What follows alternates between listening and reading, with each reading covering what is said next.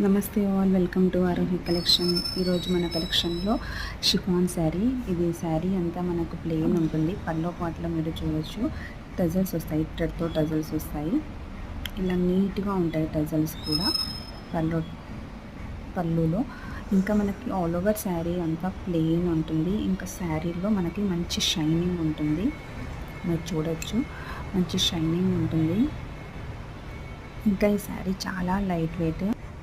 శారీ చాలా సింపుల్గా ఉంటుంది, ప్లెయిన్ విత్ షైనింగ్. మనకు ఎంబ్రాయిడరీతో మనకి గ్రాండ్ వర్క్ వచ్చిందనమాట. బ్లౌజ్ కూడా మీరు చూడొచ్చు.